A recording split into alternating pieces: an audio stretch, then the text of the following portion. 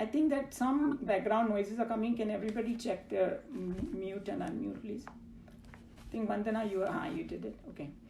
So that's gonna come in it, and then different paths are gonna come. Remember, we were discussing that some people want direct, some people want indirect. So Bhagavan is gonna reveal in the next chapters systematically that how, even if they are seeking something in the world, behind that they are seeking me only. Okay, it is like so interesting that one of the somebody asked their guru that you are telling me that even Ram, they said sabhi ko Ram chahiye. Okay, so उसने बोला अच्छा ऐसा कैसे हो सकता है, तो रावण को तो राम नहीं चाहिए था, you know, how can you say that everybody wants Ram? You know, that's not a correct statement.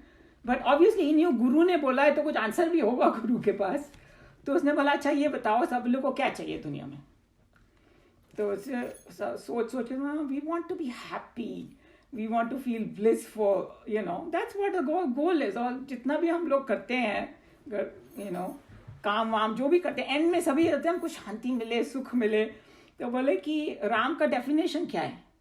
Ram is nothing but Satchitanand, you know, that's all Ram is. So Ram means, Sat means that you want, you know, existence forever, you know, infinite time. Chit is conscious. You don't want to be happy when you're sleeping or something. You'll be conscious of it. And he was just way of explaining that I want to be happy when I'm awake, you know. So, you know, consciously happy. And Anand, your bliss.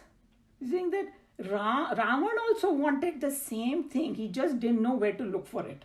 He didn't know that Ram itself is that.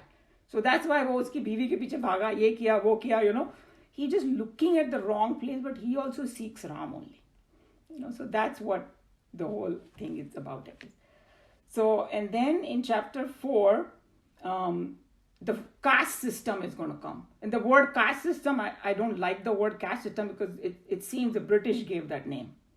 Because there's no such thing we call it Varna Vyavastha. We call it Vyavastha means like, you know, a system, the way we explain it, what it is. It has absolutely nothing to do with birth. It is something to do with guna and karma, meaning how your temperament of your mind and what kind of actions you do. So that is going to come. So I know there's going to be a very big topic.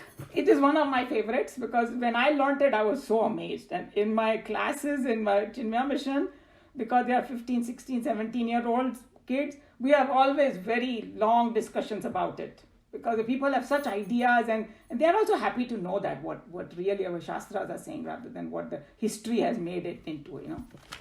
Such terrible things in India. So all that will get clear what actually Krishna Bhagavan was saying. And then another topic is going to be in chapter 4, which I think is Joe's favorite thing, karma, akarma and vikarma.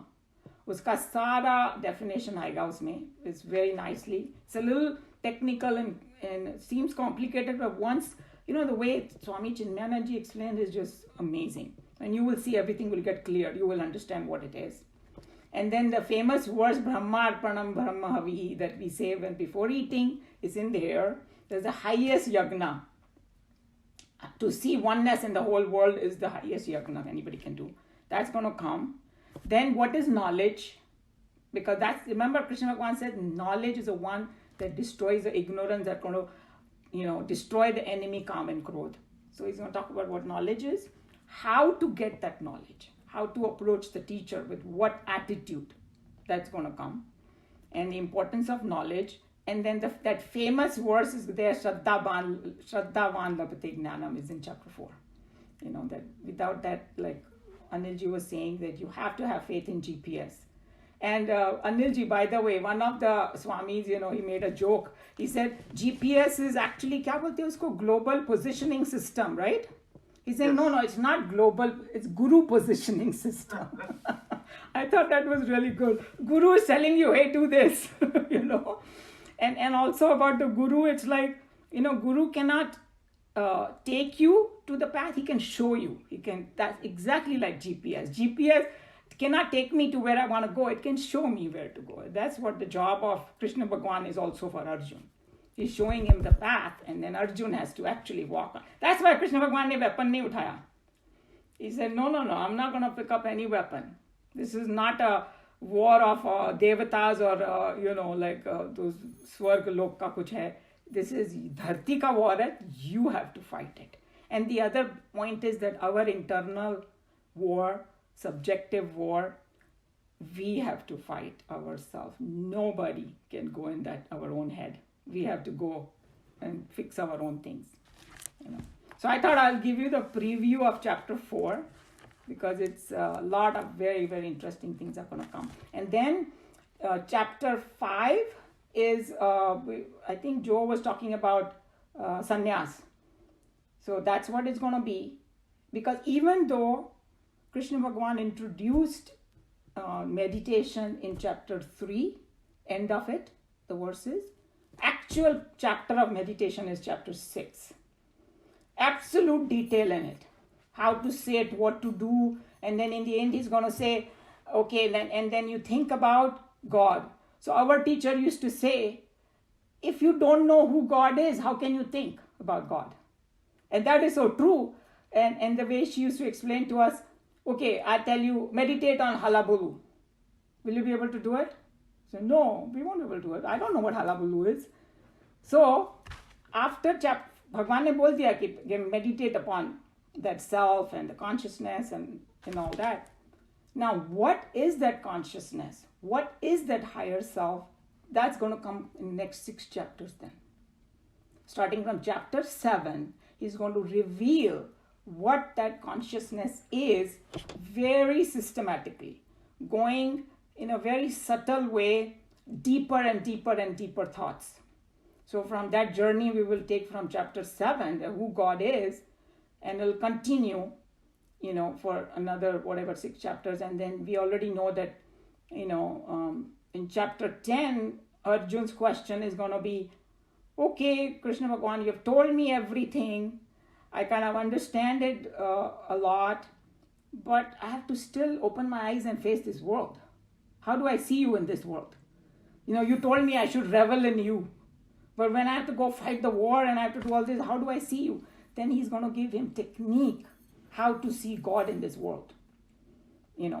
Because that is our reality, right? We look at this world. That's what is going to happen in chapter 10. In chapter 11, Arjun is going to say, okay, I think I get this. And but you always say that the entire thing is in consciousness. I don't understand that. And you said you are that. Can you show me that how this entire, cosmos resides in you? I don't understand that at all. So then he's going to show him, how. And Swamiji has an amazing explanation also. It's a very scientific explanation, So when we come to that, we will see, all that. So all that is coming. Any question? And just because there are a few new people in the class, just to go backwards a little bit so that we have a good picture. Arjun got very depressed. Arjun got very grief-stricken. So what Vedanta says is, just like Kam and Krodh cannot go away until you know the knowledge, same way your grief is not going to go away. Grief happens because of all this only. Desire, ego and all that. Your grief cannot go completely until you have that knowledge. So, and in chapter 1, when he got grief-stricken and he kept talking and all that and justifying why he didn't want to fight. And finally he realized himself that, hey, my mind is confused. So he told Krishna Bhagavan, hey, my mind is really confused. I don't know what my duty is. I don't know whether to fight, whether to run away. Please guide me. I'm your student. And then Krishna Bhagavan gave him the highest knowledge in the beginning only. And that's a very Vedantic style, And he said, hey, you think you are the body? So what our teacher used to explain is, it's called identity crisis. Arjun had an identity crisis at both levels, at the worldly level as well as at a higher level. So he didn't know spiritually who it was, and he got confused about his duty because he was a soldier. His duty was to fight.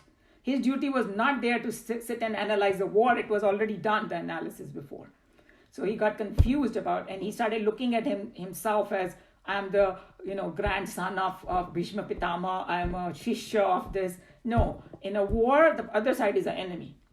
So that's kind of identity crisis. And at a very deeper level, he had an identity crisis because he was too jaded in his body, and he was just thinking from his body perspective. So he gave him all that. That is in chapter. And then chapter 2 is considered the summary of the entire Gita. For all the new people who are in here, every concept that Krishna Bhagavan wanted to tell him, he touched upon it in chapter 2. But obviously, Arjun did not understand everything.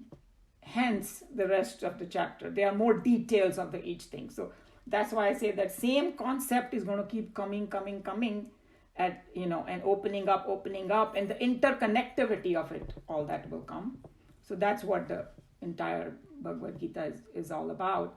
And as I said, that the war is symbolic outside, but actually it's war inside us. And I may have talked about it, but that's a very interesting analogy that there are 100 Kauravas and there are only 5 Pandavas. The negativities in us is too much. Negative thoughts are more powerful. They seem, their army seems more powerful.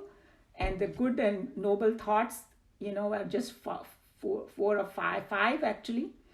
And 5. And then, but when they surrender to Krishna Bhagavan, means your higher self, your purified intellect, that's when they get it finally, they win the war. So that's the symbolism over here in Bhagavad Gita. Okay? So I kind of gave the whole spectrum. And anybody has any question on the entire thing before we go to our Upanishad? Any question, comment, add a point?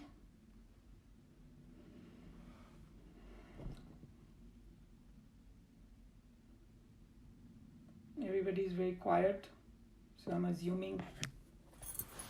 There's little more in my book that talks about Karma Yoga. Yeah, go ahead, read it.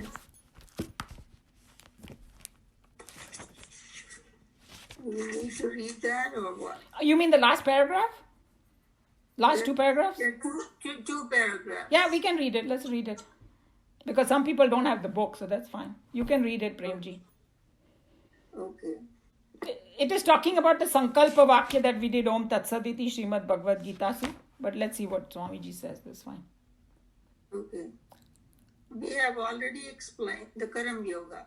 We have already explained the implication of Sankalpa. This chapter is called Karam Yoga. The term yoga means the act of connecting the lower with the higher through a technique consisting of one's own self-evaluation. Any method by which the lower one in us is educated and trained to live in a higher way of life, whereby we gain more effective control upon both our life within and life without, is called yoga. So we discussed, remember? Yeah. Go ahead. You explained that already. Here is the method of self-development pointed out to the Arjuna type of man who, fully armed and standing on the battlefield of life, facing an array of opposing forces, more powerful, better organized, well supplied with equipment, are ready to fight and destroy them. In fact, every honest man in life is to a large extent, be he a fool, be he a saint, and Arjuna, facing his problem with hesitation, wanted to run away and yet not daring to do so. The training of Karam Yoga prepares us for the greater fights on life's battlefield. Yeah, so he's explaining it very nicely that whether you are a saint or a good person or a bad person, we all face Arjun type of problem, he's saying. And he's saying that we want to run away so badly, but we can't. So we know a lot of things we don't want to do, but we have to still, find a solution. And he's saying that this Karma Yoga is training us for that. So that's good. Okay. So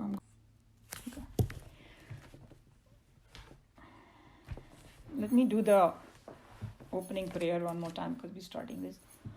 Om Sahana Vavatu Sahano Bhunaktu Sah Viryam Karvavahai Tejasvinavadhitamastu Ma Vidvishavahai. Om Shanti Shanti Shanti. Hari Om Shri Gurubhyo Namaha. Hari Om. Okay. So verse 12, it was about Nachiketa saying he wanted to encash his second boon. Okay, the first one he asked for all his father, that I'm not going to go into it, but you remember he asked about his father to be peaceful and all that, and my relationship with him should remain very nice. And when I go back and all that happened. And then he did a little background for what he wanted to ask for the second boon. And he said, मैंने सुना है कि स्वर्ग लोक में it's, eternal life. And then we discussed that, in very much in detail last time in this class, that it is not a permanent thing. Either you come back, so I'll accept that. Either you come back, your vacation is over, thrown back on the earth, or you can go to other lokas and reach there, fine. Both theories are okay. But fact is, it's a limited thing. It's not the ultimate. It's not your goal. Okay.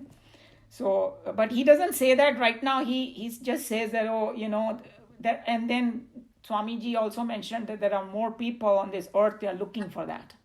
They want, even if you're average person, you say, I want more money, I want better car, I want, better house, this, that. सभी की वही desire है. और कोई एक ऐसे स्वर्ग का picture बना दे, which is better than any vacation place you want to get, उससे भी 10 गुना, 100 गुना, 1000 गुना ज़्यादा अच्छी, सभी भागने की कोशिश करेंगे वहाँ पे. So there are people who want to do that. So now that he's going to say the next thing, firstly भूमिका बना दी उसने, and in the next verse he's going to say that I've heard that you know some rituals that can take you there. So let's kind of a little bit discuss about so it's called Karma Kand, okay, in Vedas. And as I said, 80% of it is that only. And it is supposed to be very scientific. We may not understand it, but people who, these days, you cannot do the yagnas or जैसे यज्ञ और यागा जिसको बोलते हैं, the way those olden people knew in the Satya Yuga and all to do. They had the precise method how to do it. That's why पुत्र कामेष्टि यज्ञ, किसी को पुत्र चाहिए तो वो यज्ञ से उसको मिल जाता था. ऐसा भी साइंस है. हम लोग को अभी समझ में नहीं आएगा. मगर all that is there if somebody wants to, do it. But that is not the goal, firstly. We should know that. This Upanishad, that is not what it is trying to teach us, but it also not discounting all the different things people desire. And that's one point. And if somebody has a lot of full of desire and wants all those things, the way the Shastras prescribe is, you do this karma kand, but there are niyams. There are, क्या बोलना चाहिए? नियम को क्या बोलते हैं? Rules. Rules हैं, उसको हम फॉलो करते करते हमारा माइंड प्योर होता जाता है. Because just think about it. हमको कोई व्रत करना होता है, कोई यज्ञ करना होता है, तो पहले नहाओ जी, फिर ये करो, फिर थोड़ा भूखा रहो. There are so many things, right? And किसी से बुरा मत बोलो, गुस्सा मत करो. All that trains you. And then when your mind gets pure, your inclination is automatically towards a higher. But if somebody is not doing that way, it's a waste of time, so because it's not leading you anywhere. So it does have its role, and that's one point. And secondly, it's showing the kind-heartedness of Nachiketa, that he knew that there are people, his own father was doing that kind of yagna to get the swarga. So he wants to know exact method. It's like, hey, you are the master of this. You know the exact precise method. That's why I want to learn it from you. That was his whole idea into this, And then it also says to Yamraj that I have full faith about this, that this exists and you are the right person. So he's showing him that, like Anilji was saying, without faith, kuch nahi hone wala. Already usko Yamraj mein pura faith hai. All those points are coming in this verse 13 over here. So here I'm going to just read the Sanskrit. Swa Tvam Agnim Swargam Adhyeshi Mrityo Prabhuhi Tam Shraddha Mahyam Swargaloka Amrutatvam Bhajante Etad Dvitiyena Vrane Varena. Saha is that, Tvam is thou, Agrim, fire, sacrifice or yagna, Swargyam, that leads to heaven, Adhyeshi, knowest, Mrityu, we know death. Mrityu means he's addressing to him as Hey Mrityu, Yamraj. Prabhuhi, explain. Tam, that, Shraddha Naya, full of faith. Mahyam, to me, Swargaloka, those who aim at the attainment of heaven. Amrutatvam, immortality. Bhajante is attain. Etat is this. And Dvitiyen is by the second boon. Vrane, I pray for. Varen is by the boon. So basically he's just asking his second boon by saying that please explain to me all that ritual. And then, Tejumana ji explained that they don't go in detail over here in this ki wo kya hai sabhi, uska hint diya hai. And the reason wo kiya hai because that is not the subject of this. The subject is actually Brahma Gyan, which is going to come in another few verses. Thodi bhumika bata rahe and also giving some facts about, the material world and all he's going to talk about in the next verse. So it's a pretty simple. He's just asking for the boon. Okay. All right. Who wants to read? Shireen?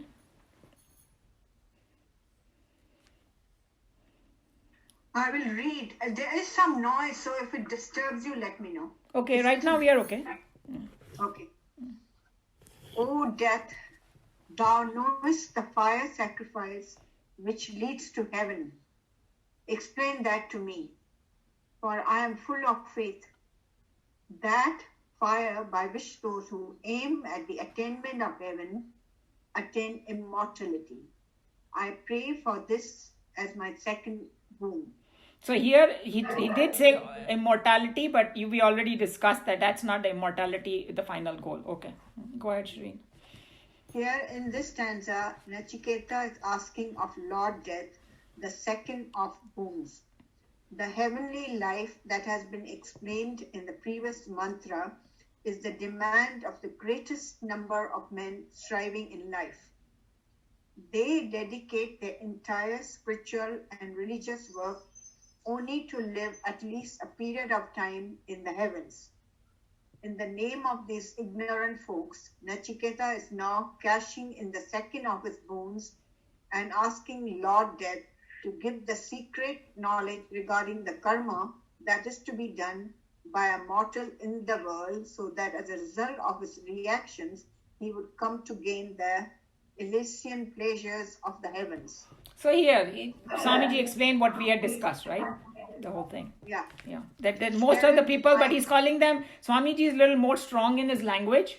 He's calling them the ignorant folks who wants that temporary thing. So I was just thinking about that. We had all the detailed discussion. See how we get swayed also. If that is not our goal, why are we even going too much in detail? And the analogy that came to my mind is I want to go to New York, so I should focus on my road on New York. And now I'm trying to find out, hey, how to go to Florida.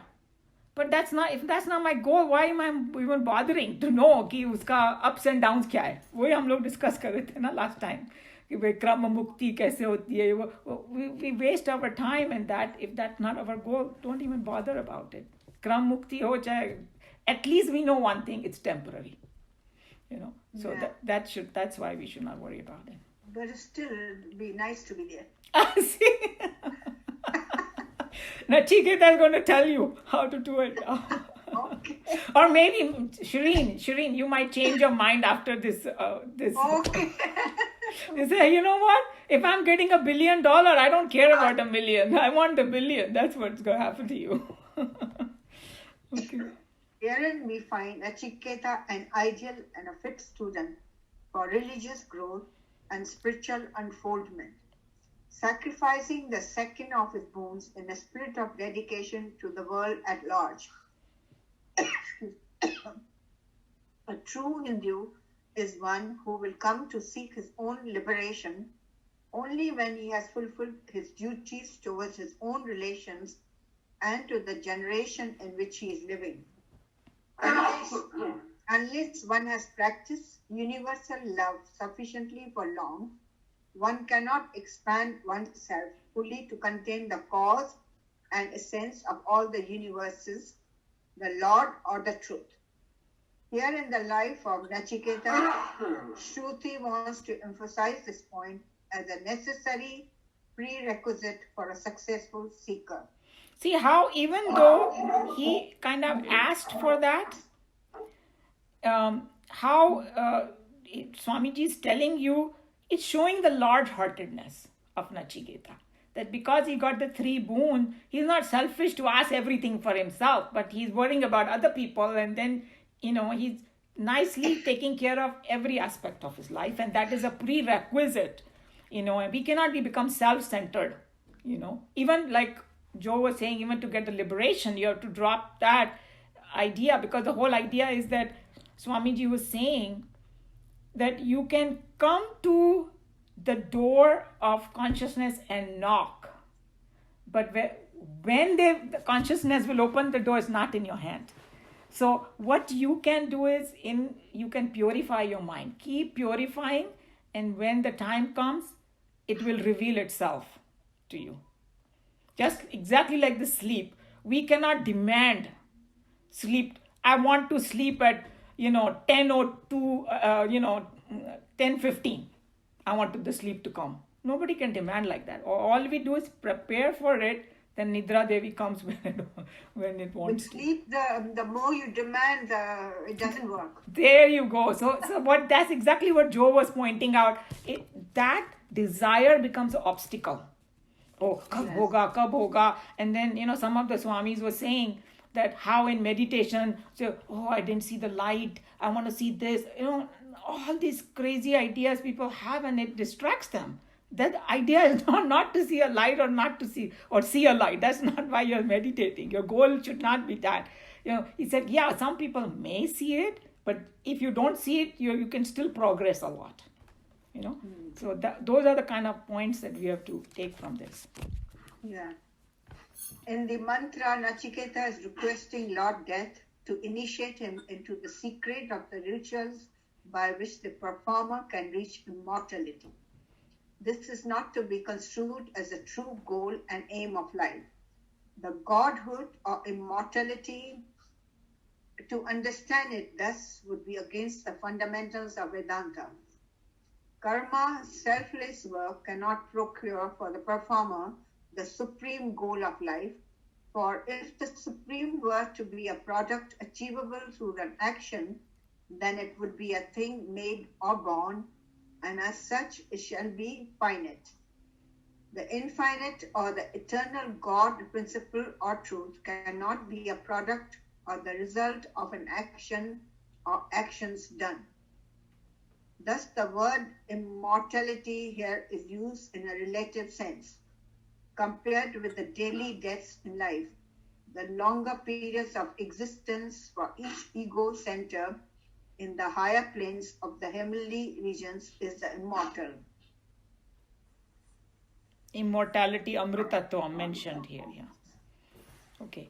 So here, again, he's talking about that very important point Swamiji is bringing over here, that no amount of actions can bring that. So because it's not like by कभी कभी बोलता मैं क्या करूं कि मुझे मिल जाए. तो the drishtant is this. It's a very beautiful drishtant. This person goes to his guru and says मैं क्या करूं ताकि मुझे वो मिल जाए, like भगवान मिल जाए या consciousness से मेरा साक्षात्कार हो जाए. He's saying कुछ मत करो, जो कर रहे हो सब छोड़ दो.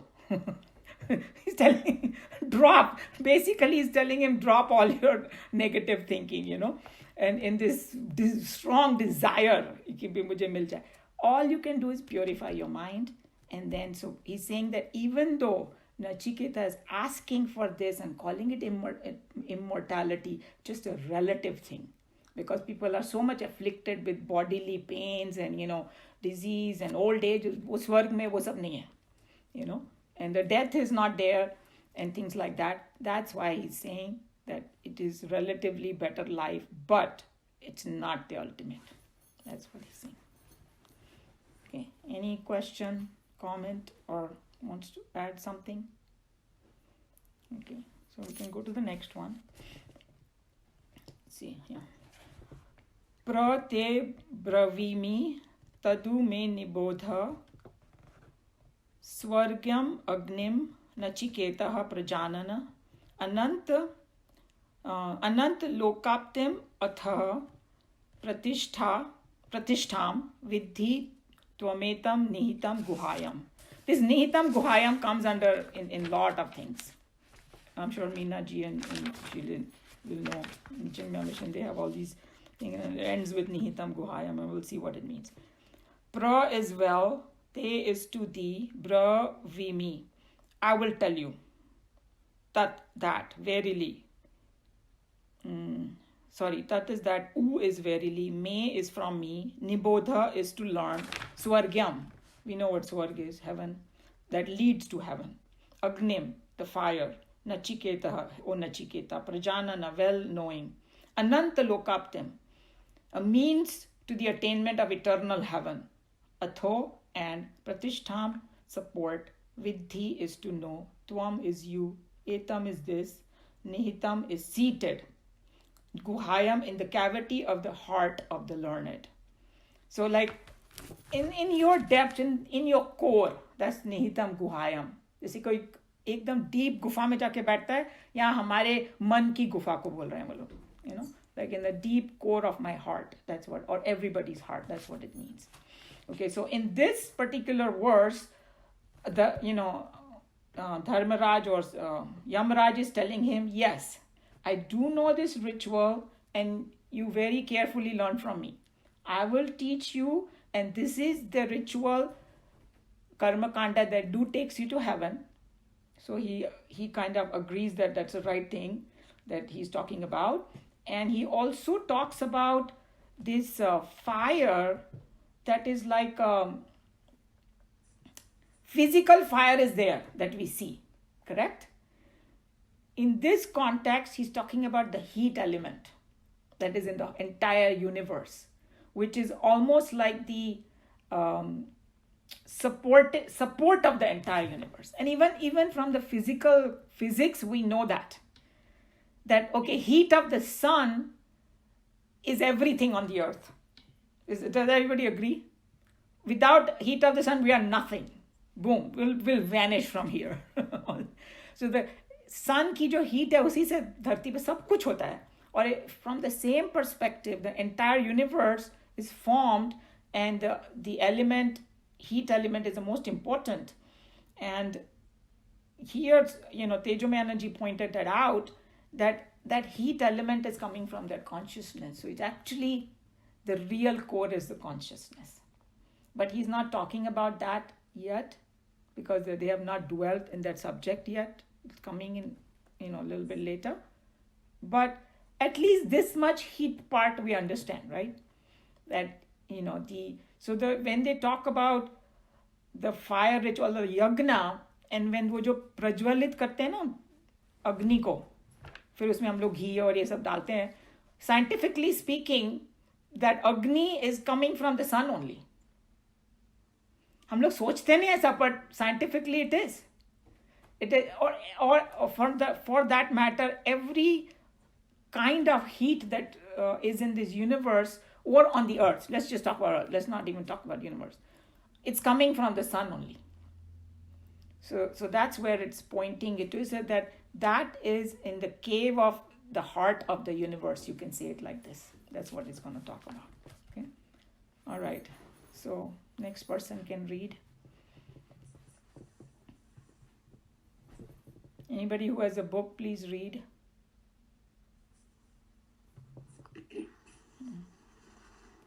I'll read. Oh, Sneha, you want to read? The fire, sacrifice, O Nachiketa, which leads to heaven, and I will tell it to thee. Learn it from me, know that it is the means of attainment of eternal heaven and also the support of the universe, and is seated in the cavity of the heart of the learned. Here, Lord Death is obliging the Brahmin boy with the blessings of the second boon. He requested. It is noteworthy that in the Vedic period, instructions were always received directly from the Guru's mouth, and as such, the medium and education was not like that in our own times, through the medium of notes and the leisurely mugging. This method of direct learning demands an acute intelligence and an extra capacity to concentrate on the part of the student, and hence Lord Death is warning his disciple. I will tell thee, well, attend to me, learn it from me. So he's just saying that how that पुराने ज़माने में कोई notes votes नहीं लेता था, बस सीधा बोला और you have to just एक ही shot में you better learn, otherwise गुरु भगा देगा तुमको. But anyway, basically Swamiji is going to say आगे. But I will tell thee, well, attend to me, learn it from me. This preface would be redundant in the mouth of a modern professor, and probably he will be hooted down as a mad crack if he were to start his lectures each day with a call to his student to attend well.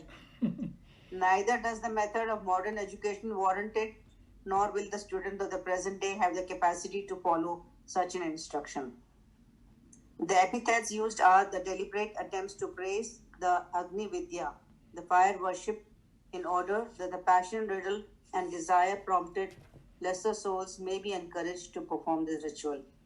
So here Swamiji is again using a pretty strong language. He's saying that passion-riddled and desire-prompted lesser souls will be encouraged to perform this ritual. But the hidden thing is that if they actually perform it correctly, they will move to the next level. Okay. But if you are, like our teacher used to say, if you're full of desires, then you cannot suddenly sit and meditate then. First you got to have a little control over it, because the moment you're going to sit in meditation, to-do list aa jayegi tumhare aankhon ke aage. Ye bhi karna hai, wo bhi karna hai, wo bhi karna hai, So that's why you have to first resolve that a little bit. So अगर किसी की बहुत Dzire है तो थोड़ी पूरी करनी पड़ेगी उसको. नहीं करेगा तो फिर वो छटपटाएगा, फिर वो नहीं कर सकता आगे. So that it's okay. That's what it is. Being kind. Shruti and Smruti are being kind to these kind of people. Fire is the support of the universe in its macrocosmic aspect, the Virat, that is situated in the heart cave, meaning in the intellect of the wise. Question: what is Shruti? Who is Shruti? Shruti is, all the Shastras are called Shruti. Is that, I don't see you. Gita.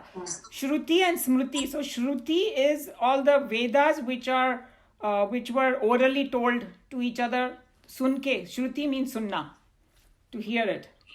So this one, all the 4 Vedas are called Shrutis. And Smruti is when after you have heard it, you add a little of your own, and then that becomes Smriti. Smriti means memory se.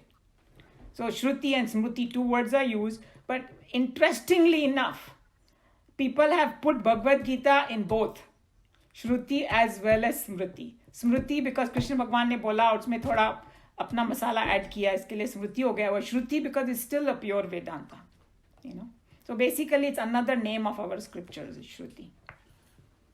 Is that? Thank you. Yeah, okay.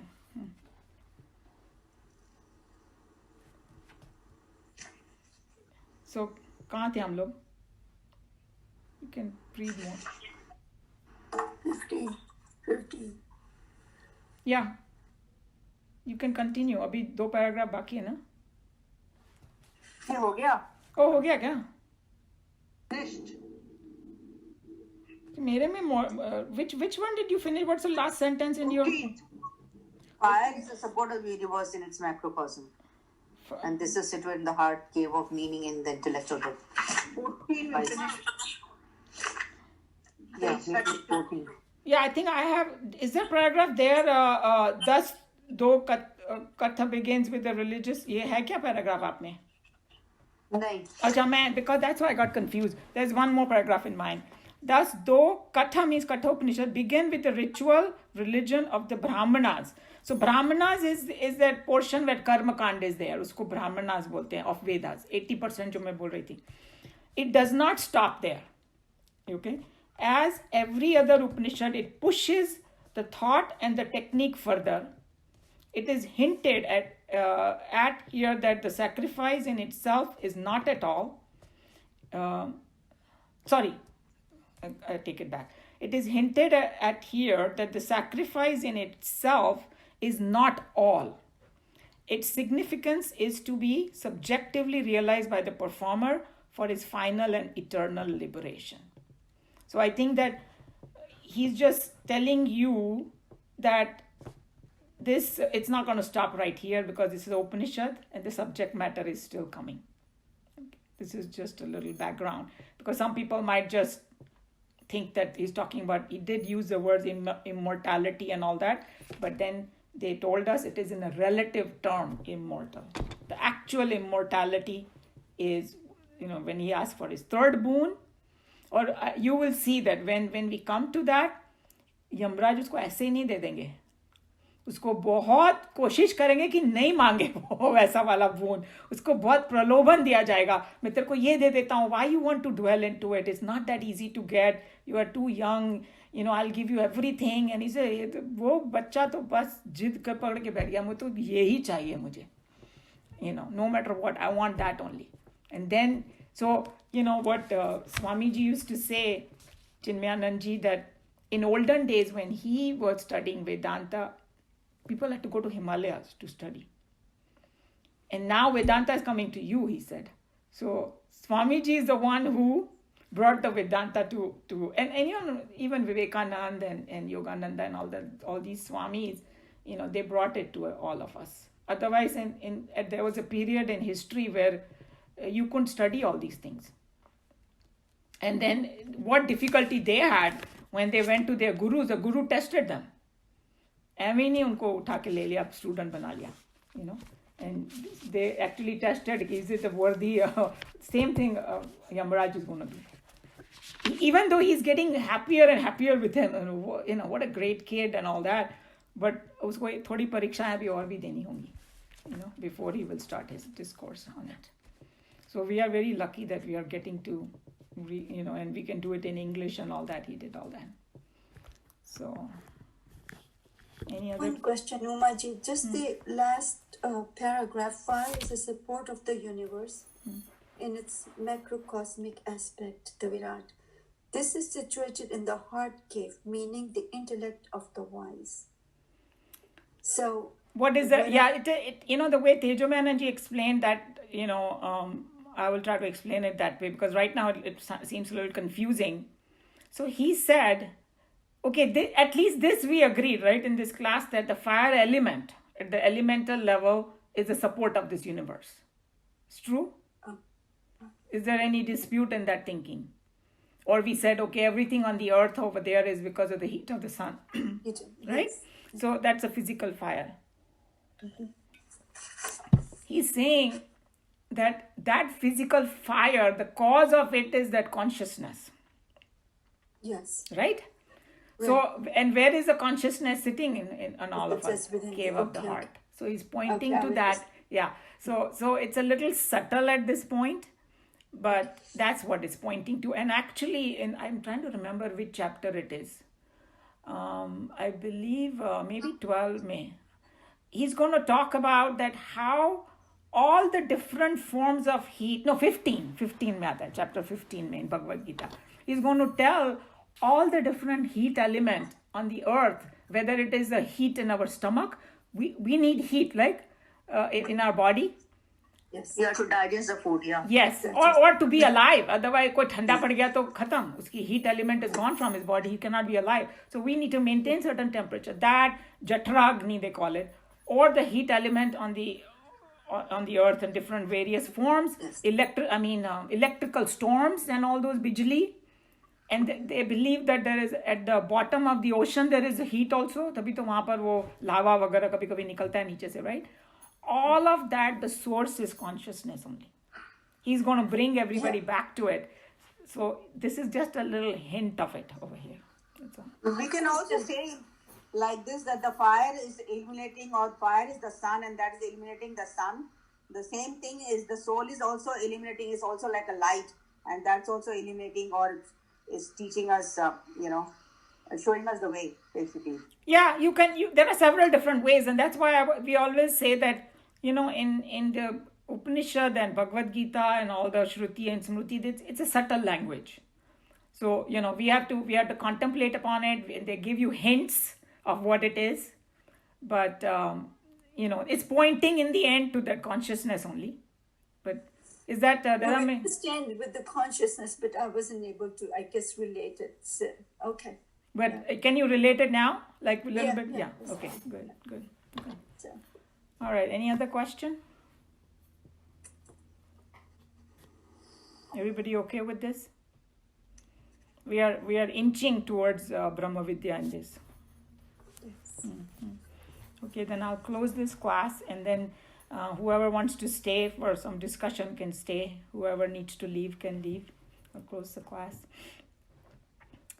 Om Sarve Bhavantu Sukhinah, Sarve Santu Niramaya, Sarve Bhadrani Pashyantu, Ma Kaschit Dukha Bhag Bhavet. Hari Om Shri Gurubhyo Namaha.